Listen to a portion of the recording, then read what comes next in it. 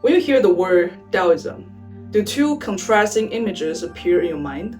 On the one hand, you may think of profound philosophers like Laozi and Zhuangzi, discussing the abstract concepts of the Tao.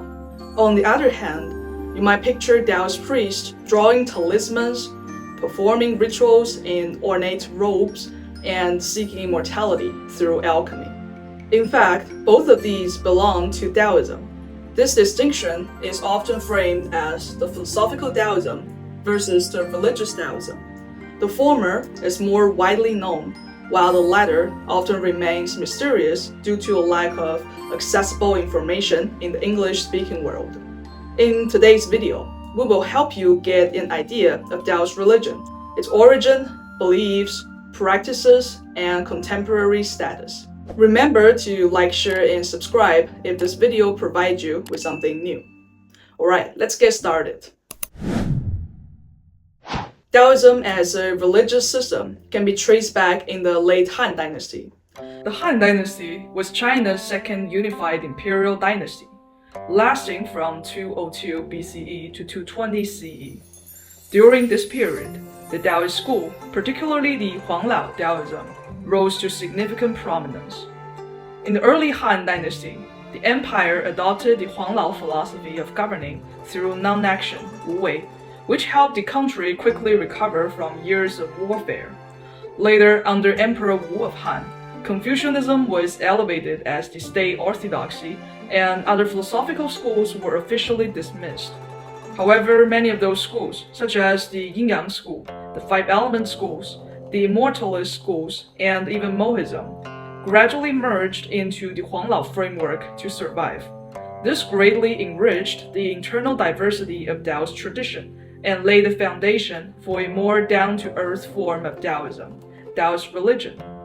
By the end of Han Dynasty, the central government had become corrupted and ineffective, leaving the people in suffering and chaos. Rebellions and power struggles broke out across the land. It was in this turbulent backdrop that Taoism as a religion was born. For the first time, Taoism began to form organized structures and religious communities, aiming to offer protection and guidance to the people amidst the chaos. During this time, two foundational Taoist sects emerged: the Taiping Dao, or the Way of Great Peace, and Tianshi Dao, the Way of the Celestial Masters. First, let's talk about Taiping Dao. Founded by Zhang Jiao, Taiping Dao led the famous Yellow Turban Rebellion. Its core scripture, the Taiping Jing, was a scripture of the Great Peace, was the first to propose the notion of achieving immortality, and elaborated on the methods of self-cultivation drawn from both the Taoist and Immortalist traditions. Although the movement was short-lived, its text left a lasting influence and became part of the foundational canon for later Taoist sects. Next, let's talk about Tianshi Dao. Founded by Zhang Daoling, Tianshi Dao is also known as Zhengyi Dao. This tradition lasted much longer, and the passage of the Celestial Master was only discontinued in the modern times. At its beginning period, Tianshi Dao deified Laozi as Taishang Laojun, the Supreme Elder Lord, and successfully initiated the first organized religious group of Taoism. Through rituals, beliefs, and organizational structures, it made Taoist wisdom, though downgraded, accessible to common public who lacked formal education. Tianshi Dao laid the groundwork for Taoist religion and initiated the tradition of teaching through divinity. Unlike many religions that have a central authority or a single figurehead, Taoism is highly decentralized. New sects continuously emerged across different historical periods, each reinterpreting and adapting the wisdom of the Tao based on the social conditions and historical needs of the time. For example, in the formation and establishment period, following Taiping Dao and Tianshi Dao, came the Sanqing Pai, or the sect of supreme clarity, and Lingbao Pai, or the sect of luminous treasure. In the peak and Reformation period, Shengxuan Pai, or the sect of divine imperial thunder, emerged and became famous for its thunder magic, while the Neidan Dao, or the internal alchemy, arose outside the institutional religious framework. In addition, in the decline and obscurity period, new developments such as Jingming Dao, or the sect of pure brightness, and another non-religious tradition, 内家拳, the internal martial arts, took shape.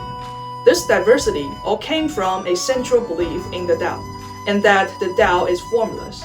Therefore, each generation of cultivators interpreted and applied Taoist wisdom in ways suited to their time. This continual reinterpretation is why different sects came to birth and kept evolving. In this video, we won't go into detailed doctrines and the structures of each sect. Instead, we'll focus on the shared beliefs and the practices that unites Taoism as a whole. For those interested in deeper study, we will offer learning resources at the end of this video. Similar to philosophical Taoism, religious Taoism centers around the belief in the Tao. However, to make abstract principle more accessible, it created a symbolic and deified framework as its doctrines.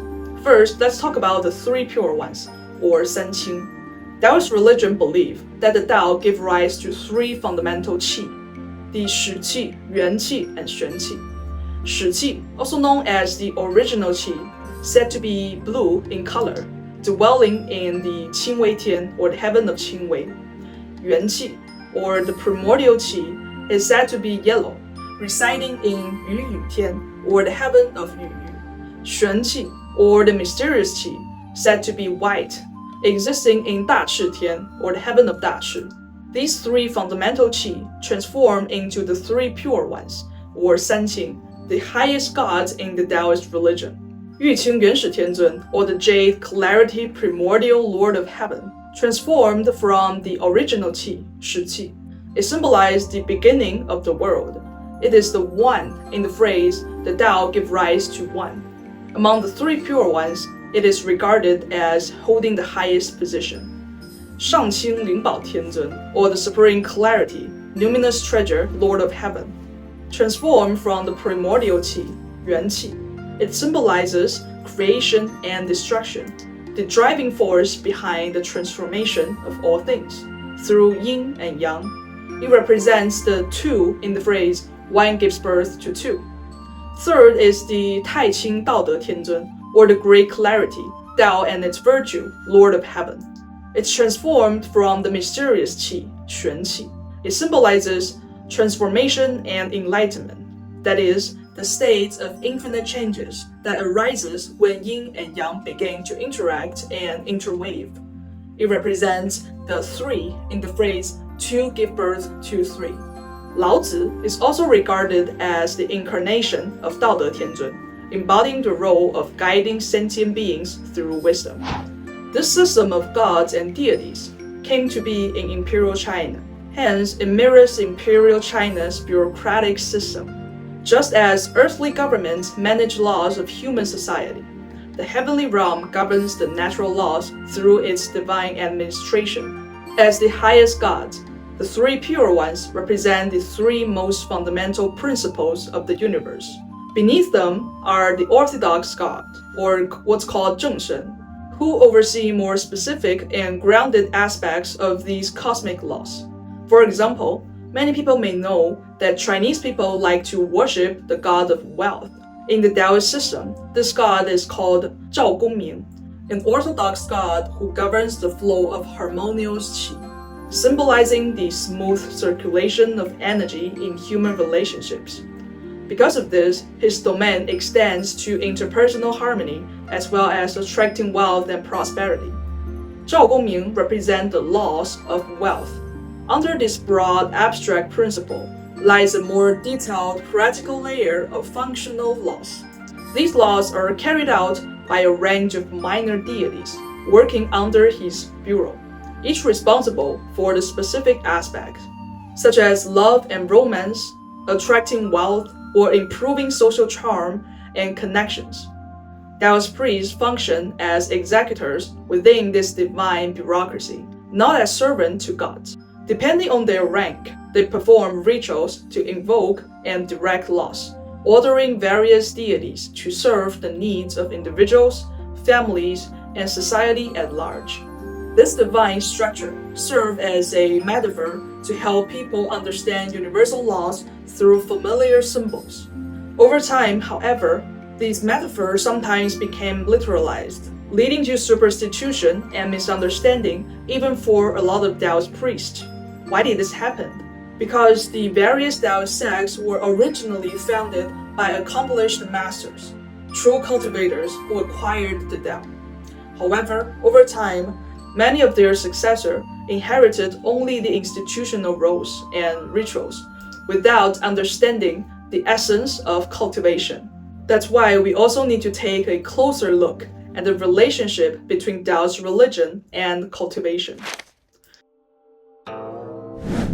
The Taoist tradition has always included two paths. To better understand this, we introduce the religious studies terms, the exoteric versus the esoteric. Exoteric tradition. These are more secular and publicly known.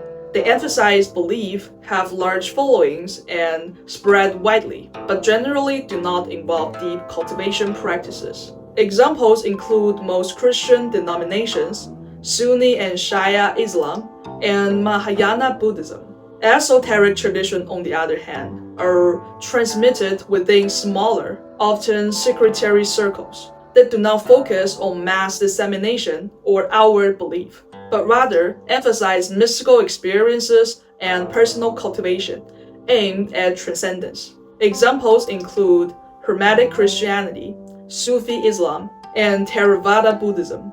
In the Taoist tradition, Taoist religion embodies the exoteric side of tradition. Its temples, priesthood, and state-recognized status were designed as means of broader public dissemination, often aligned with governmental structures for social integration and influence. Cultivation, by contrast, represents Taoist esoteric aspect, focused on fundamentally elevating one's state of being and exploring the deepest principles and sources of existence. This is the true heart of Taoism. The founding masters of each sect can be seen as pioneers of new esoteric paths, each developing a distinct method for attaining the Tao. Their successors, operating within more exoteric institutional frameworks, varied in their approaches. Some continue to preserve the core of esoteric cultivation, while others gradually lost touch with it, retaining only the external identity and the reputation of the sect. Historically, when Taoism became too institutionalized in its exoteric form, it often gave rise to various problems. For example, in certain periods, Taoist institutions exploited their status to obtain tax privileges and accumulate worldly wealth and influence. In response, reformist masters, feeling that such practices betrayed the original spirit of Taoism, stepped forward to reinterpret and rebuild the tradition. This led to the emergence of new sects across different historical eras. For example, the rise of Neidan Dao, the internal alchemy, in the late Tang and early Song dynasties, was a revivalist movement seeking to return to the inner, esoteric roots of Taoism. The development of Neijiaquan, the internal martial arts, in the Yuan and Ming dynasties was a similar effort. In short, cultivation has always been the true core of the Taoist tradition, both in its philosophical and religious phases. The institutionalized structure of Taoist religion was an effective framework, shaped by the context of the imperial dynasties at the time. However, in today's world, where education is more widespread, this form of organization still carries the burdens of its feudal origins and is now beginning to face serious limitations.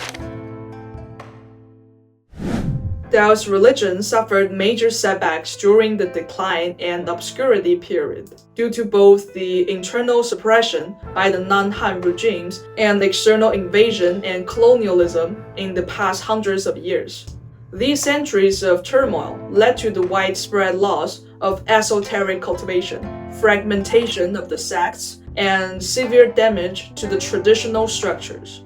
Most officially recognized Taoist sects in China today began their slow revival only in the 1980s, supported by the government. However, this revival mainly focused on temple operation and priest recruitment. The actual transmission of inner cultivation remains fragile. In today's world, Taoist religious system faces 5 key bottlenecks. First is the close transmission. Traditional master-disciple secrecy does not suit modern educational styles. Second, the obscure language. Ancient texts lack definition and are too hard to understand, even for native Chinese speakers today. Third is the fragmented system. The lack of a unified worldview makes it difficult for systematic learning. Fourth, the geographical limitation. Information and resources are confined to the Chinese cultural spheres, inaccessible to international seekers. Last, the lack of empirical standards. With the decline of transmission, there lack a clear benchmarks for cultivation progress. Much confusion, little clarity. As a result, learners struggle to find a clear and structured path. Therefore, many modern cultivators recognize that mere restoring temples and priesthood is not enough.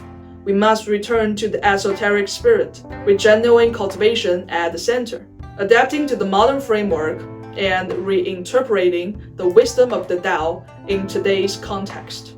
This is precisely the path that we, the Shengxuan Daoism, are committed to, guiding a living path of cultivation that is knowable, learnable, practicable, and verifiable. Some of our longtime viewers may have wondered why we have been quiet for a while. First of all, hello again. Over the past month, we've been running several in-person cultivation programs in China, immersive cultivation, and experiential entry-level workshops. The feedback has been overwhelmingly positive. Through conversation with some of our students with international background, we realized that the English-speaking world is also ready for structured Taoist learning. So, we've been focusing on updating our website and developing a curriculum tailored specifically for international students. Now, our first English language course is officially live.